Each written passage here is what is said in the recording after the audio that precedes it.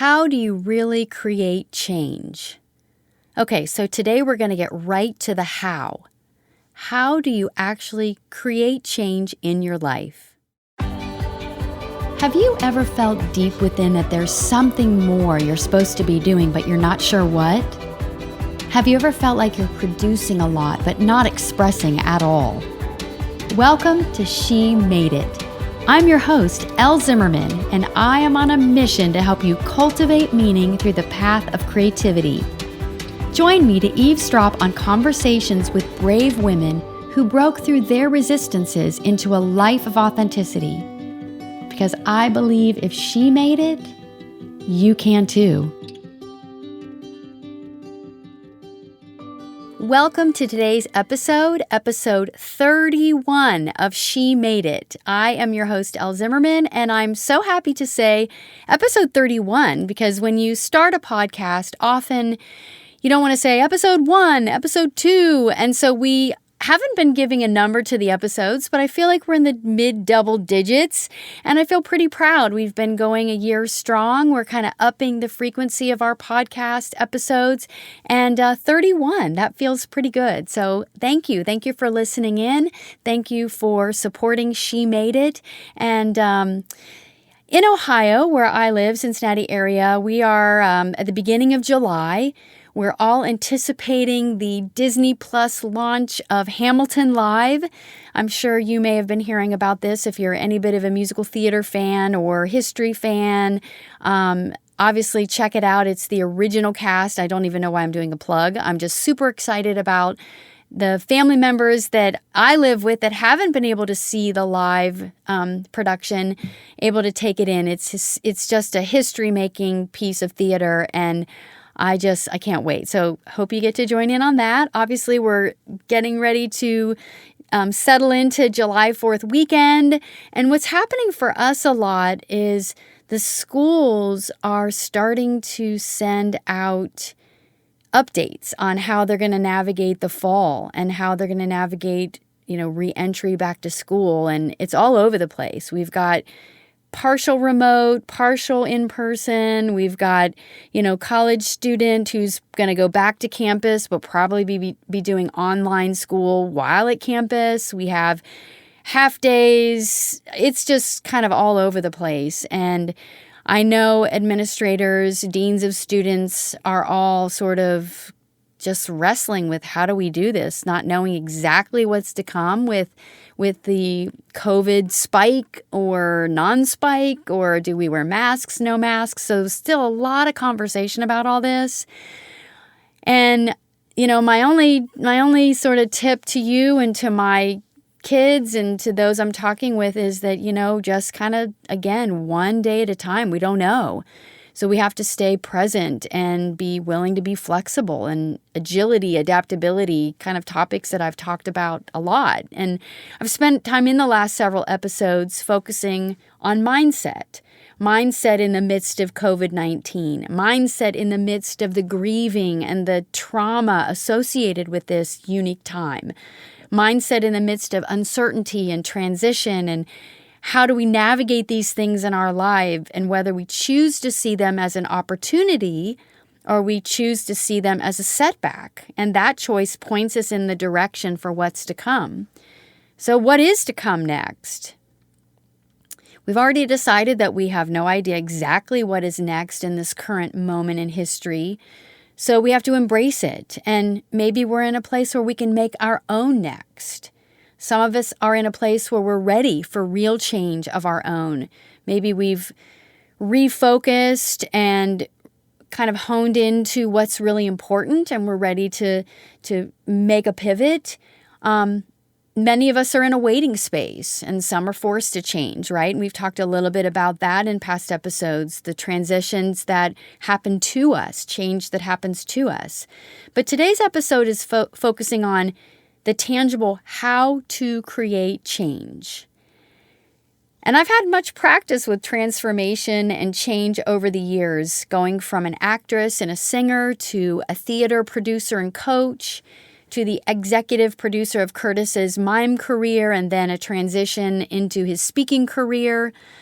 I then had my own reinvention. I reinvented myself and built my own company as a coach and consultant. And now I'm shifting a bit into my life as an artist and a maker. And I've reinvented myself about every 5 to 7 years. I think that's just part of my DNA. But every shift has a catalyst. And that catalyst often shows up as unhappiness or lack of fulfillment, or maybe it's a yearning for more. It can also come with this tug of knowing that it's time to step into a new next or an up level for yourself. And I would say that my biggest shift, my most transformational shift, came after years of building businesses and massively scaling for others. And I'm very much a creative strategist, and I like using that part of my brain. And I was spending a lot of that time on other people. I was also in the thick of parenting and overly responsible for everyone else but myself. And I put all this responsibility of choice on me. I'm not blaming anybody for this, but boy, oh boy, was I pretty unhappy. And I had this vague unsatisfaction with my life. And I wondered if after all this time and work and energy put toward building things and other people, is this really what life is? I had this dream or this impression that life was going to be richer and more fulfilling. So why am I dissatisfied and feeling so empty? Basically, I was totally miserable. I mean, my life looked great on the outside, and I had a lot to show, a lot of things that I produced and performed, but I was getting angry and I was getting really resentful of everyone around me. And I knew that I wanted a better life. I knew that I wanted more joy, and I had a deep desire to show up in the world with more joy, more authentically. And I didn't really know what the problem was. And I thought, am I just a person who is always driving toward the future? So am I always going to be unsatisfied? So I just start with these questions. What isn't working? What do I want?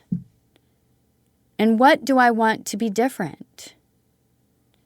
So as we're yearning for change, if we're feeling this need to up level or a dissatisfaction with where we are, I encourage you to ask yourself the same. What do you want?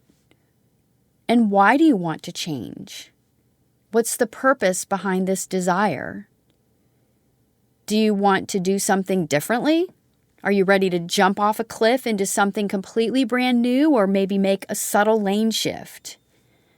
But the most important thing is writing it down and creating a clear description of what you want to do next is the first step.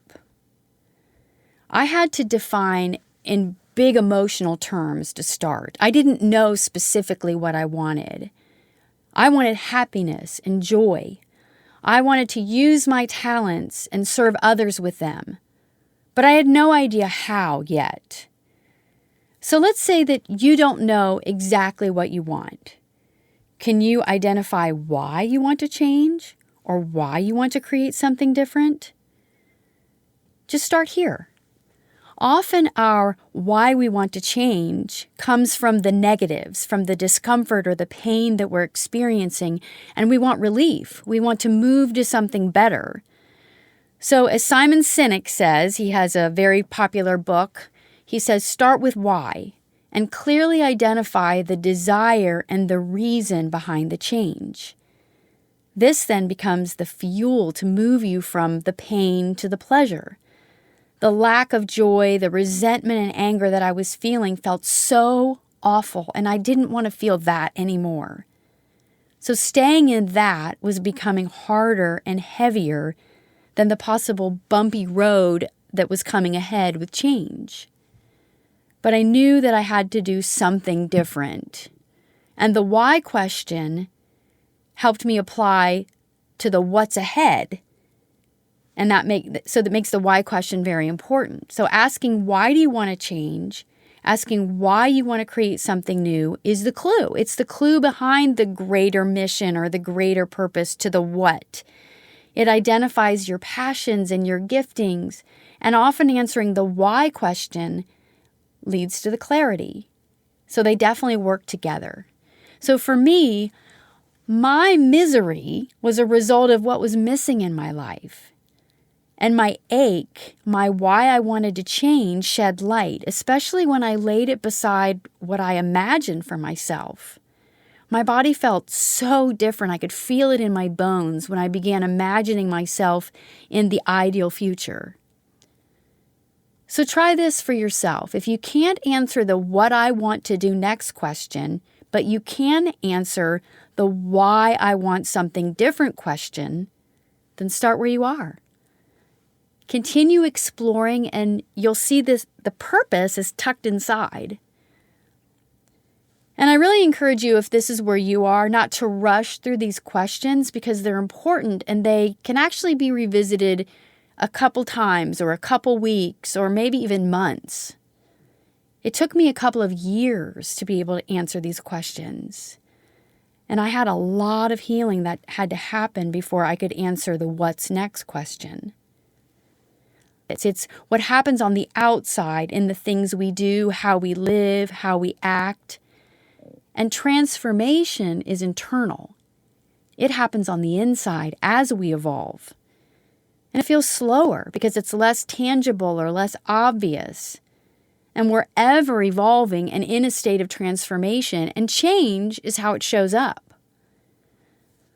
I personally value growth and learning at such a high level. I'm constantly learning. I'm constantly reading. In fact, I have to be careful because I sign up for all these free webinars and free online courses, which of course lead you to buy full courses or full coachings. But I just love learning. So because I view it at such a high level, I have actually built it into my daily routine. So I have a daily morning routine that allows me to check in with myself. I got so lost in the past, I basically lost myself. I lost touch with myself, with my own transformation. So now I make it a priority. I make it a priority every day to tune in, to ask God, to tune into my intuition, to stay intentional in the present as I continue to grow and uncover clarity for my future. So it became a daily practice for me. So by the way, I want to let you know that these questions that I'm kind of throwing out, this process that I'm throwing out, I'm going to put all of it in the show notes. But I do highly recommend that when you go through these questions, you put pen to paper, because writing involves more of your senses and it often deepens your connection to the questions and the answers. So these next couple of questions get you from the big abstract ideas, why do I want to change? What do I want? And it takes it into a day-to-day vision of what your next thing might actually look like. So I want you to ask yourself to describe your ideal life. What's in your ideal life? What nature are you surrounded with? What fills your time? Who are the people around you? What are you spending your time doing? What is the environment you're living in? What does your house look like? Again, allow yourself to think way beyond where you are. Really visualize, if you could create your ideal life, what does it look like? This is the time where you dream and you think really big. But another part of this is to then notice what is missing in your life compared to the vision for your ideal life. These are clues. Next, define your priorities. What is the most important to you? What are your values? Try to create a list of 7, maybe 10. It might be people, it might be ideals you value, it might be priorities. But getting really clear on our values and our priorities also helps us answer the what's next question. And then I want to take it to your passions. What are you passionate about? And this list you should write until you run out of ideas. Basically, what do you love? What do you love to do? How do you love to spend your time? What activities or interactions or experiences bring you joy? What environments bring you joy?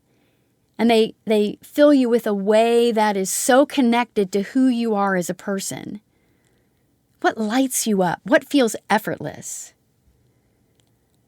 Many people are stuck on this question and they don't know how to answer it.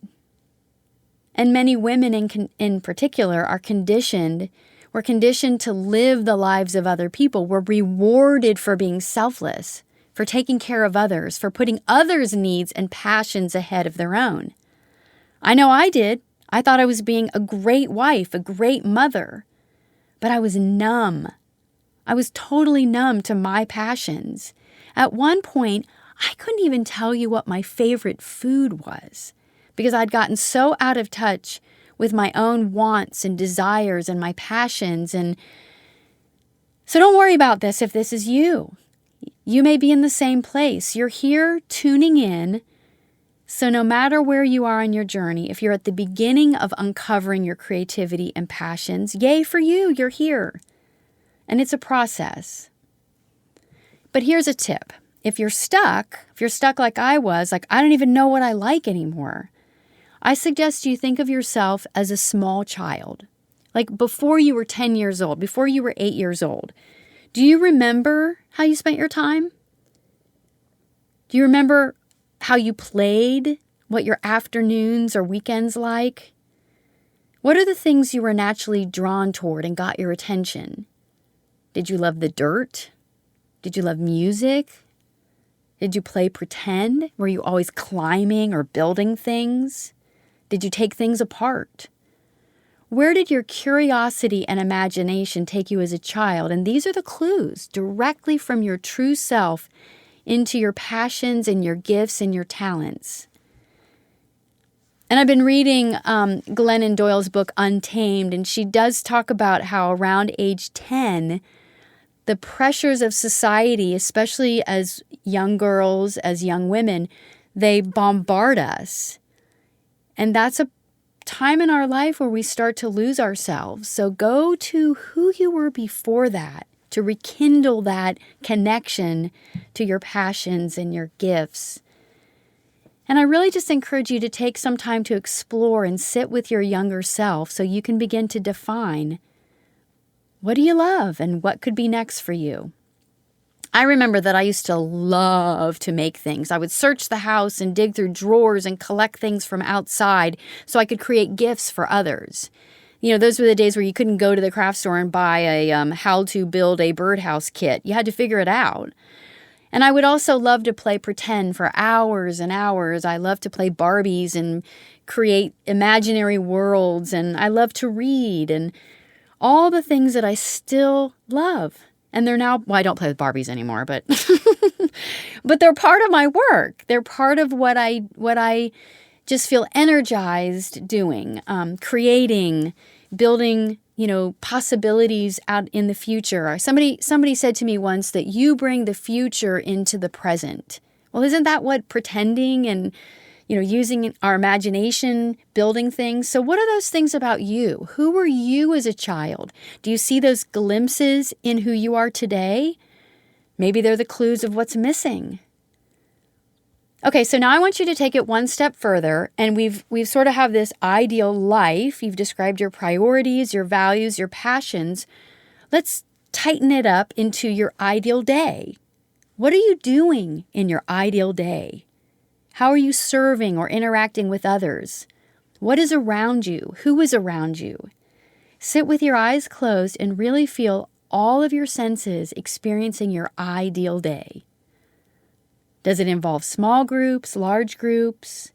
Are you alone much of the time? How are you spending your time? I want you to sit and do this exercise on your own and take your time. Lavish in your ideal day. Don't allow yourself to get discouraged about what is missing. Just allow yourself to be open and drawn to what, if you could design it, your ideal day would look like. Again, these are the clues into what is next for you. So the series of questions is in all these questions that we've been going through. They're included in my Creative Uncovery course. And in the course, we take it a couple nother steps. We help you identify themes. We create a vision. We lay out a strategic plan, a very creative strategic plan. If you're interested in learning more about that, the best way is to join my Facebook group. It's Creative Uncovery. Or you can go to my homepage, lzimmerman.com, and click Discovery Call, and we can schedule a time to chat, and I can give you some more information about my course and sort of the process. But for the sake of the podcast, I'm going to skip a couple things in the middle, and we're going to move forward with some assumptions. I'm going to say, okay, we're clear on where we want to go because we've done this exploration. And if that's you, then keep listening. And if that's not you, you may want to stop here and jump into the steps of the course, or go ahead and listen, but know it's a process, and then you're prepared for when you're ready. So how do you create the next thing in your life? Well, in a 20-minute podcast, it's a little difficult to customize this for each of you. But my goal is to give you a general framework of how you move yourself from here to there, an intentional move. So we already did the first part by creating a clear description of your ideal life, your ideal day. Hopefully you've put that pen to paper. I recommend you revisit this and then pare it down to a clear 1 to 2 sentence description of one aspect of what you want in your life next. So I'll give you an example. I know that the next thing for me includes art. I want to paint more, and maybe even paint more than just a hobbyist. I want to paint more and sell my painting. Pretty bold. So step 1, declare. I declare that my very next thing is that I'm going to paint more and sell my paintings. So just a little side note here. I have no idea how I'm going to do this. I've never sold art. Years ago, we used to do art shows. Curtis does pottery. We'd sell pottery, but that's been like 25 years ago. So I really don't know how I'm going to do this, but I'm declaring it. I'm going to make it official. And I'm going to name my next thing. And I'm calling it the Canvas Project. I'm calling mine the Canvas Project, and you can feel free to use this name for yourself for your next thing, because I actually believe it applies to anyone creating a new vision for themselves. But I chose Canvas Project because I love the imagery of the stretched canvas for painting. It's strong, it's coarse, it's unbleached. Basically, it's colorless. It's blank. It's the basis or the foundation for a creation, for a painting, for tapestry, maybe embroidery. But it's a clean slate. And I'm able to create anything I want on the canvas. So for me, the Canvas Project applies to all of us who are creating the next thing. It's about coloring in the details of what's ahead of your life, stroke by stroke. So declare and then name your next destination. Now, again, let me remind you that we're doing this as a model in the podcast. So I'm simplifying the process, but I think you get the point. And I'm going to have notes for you. But again, it's kind of what I do with people. I help them work through these steps, and then we have a journey together. Not that I'm trying to sell that, but if that's you, I'd love to have a chat. Anyway, so for example, if you were going to make a much larger shift and create something even greater in your life, it may have many, many steps with one larger goal or destination. So for example, if I want to quit my job and start a new career, there may be many aspects of this transition, but we're starting with the very next step. We're going to declare it and name it. Leave my job. And to get a bit creative, I may name it something like the Launch Project. The key to the name is that it has meaning and it resonates with you, and you're making it something important by declaring a name. Maybe it's humorous or inspirational, but make it something that matters to you. And then the second step in the process is to document. I'm a strong believer in writing regularly as a means of processing emotion and information. It's a grounding for me in the midst of transformation and transition. And because transformation is a journey and a process, with using documentation, we're always able to peek back. We can see our journey in writing and how far we've come, especially when we feel stuck and we feel like we're not making any progress or we have no movement toward our new vision. The journal the documentation process allows us to say, oh, wow, look what I was struggling with then, and I'm not struggling with that now. And these are the subtle shifts and transformation that happen while we're changing. So the other reason I encourage you to document is because the key to any change is repeated and consistent attention toward your goal, toward your destination. So I do highly recommend a journal or a special notebook for documenting, and each day you can have a daily check-in or a daily action to keep yourself moving forward. And I call this the daily dive. What single action can be repeated every day? The secret is hidden in the daily routine, and the daily dive helps you focus on the action and not the results. So, for example, in my project, the Canvas project, I'm painting more and I'm working towards selling my painting. So I know this requires that I paint more often, and I'm not doing that without any form of accountability. So I've decided that I will paint 4 days of the week. So my daily dive becomes painting, and then the other days are just to check in my journal for accountability. Did I paint today? How long did I paint? Maybe one day I use my journal for drawing or painting in. No matter what, your daily dive will be focused around the next steps in your next step. They're the baby steps. And I often say we get caught up in how do we get from here to there, and there's so many things that have to be done. So I say do the next thing. It helps you avoid overwhelm. You don't focus on the entire forest, but instead one tree at a time.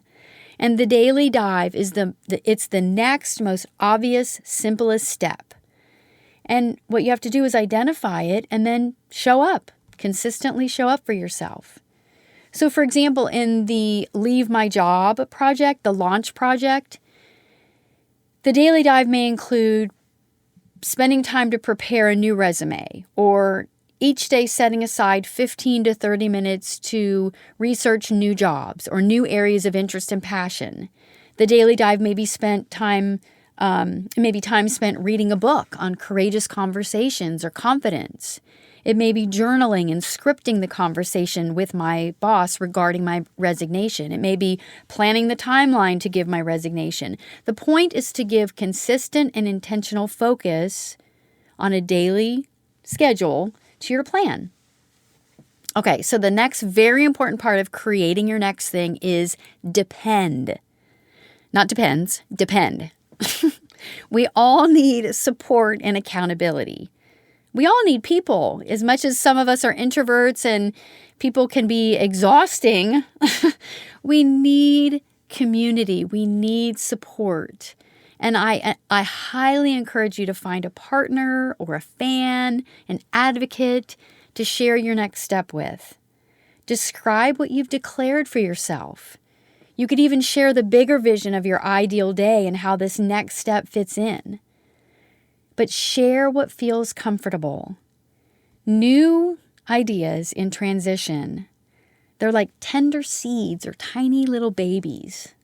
They're vulnerable. And we often feel vulnerable. So guard who you share these ideas and dreams with. But definitely find someone, because there is power in community. There is power in connected vision. And if you're struggling to find someone, I think I mentioned already my Facebook group, Creative Uncovery. It is a safe space with like-minded women, and we're all in pursuit of a joy-filled and authentic life. So the last D in our path to create the next thing is, of course, deadline. Create an end date for this next baby step. Remember, process is way more important than product at this stage. So don't confuse this with finished. This is just the way to create a boundary for yourself, put yourself as a priority, this next step as a priority, to put the new focus on a trajectory with an ending. But remember, it's just an ending to baby step 1.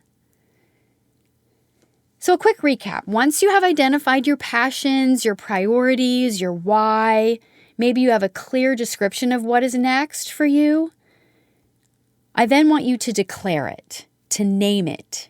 I want you to document it.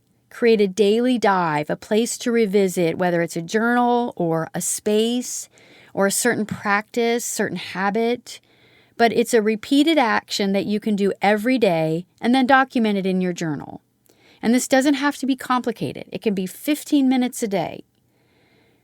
And then remember to reach out to others. Depend. This is our next D. And then finally, this one little baby step needs a deadline.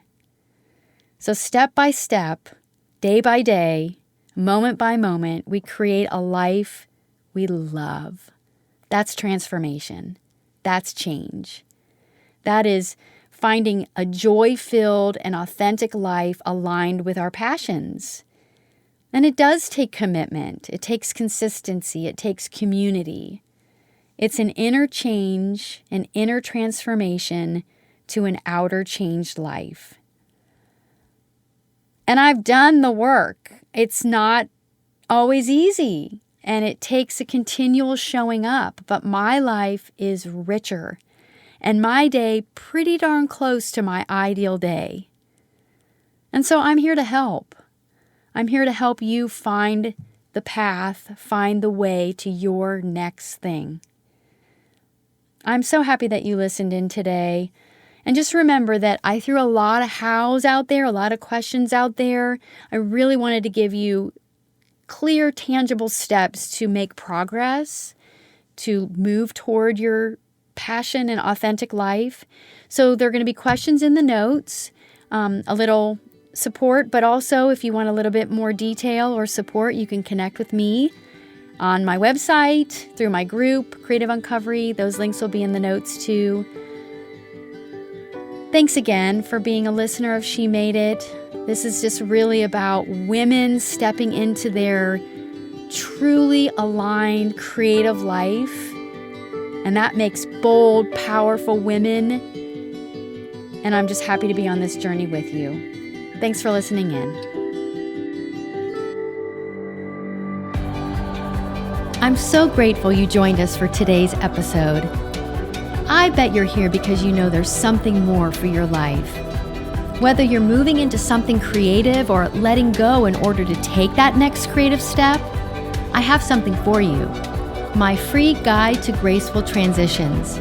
You can find it at lzimmerman.com/transitions. And remember, if she made it, you can too.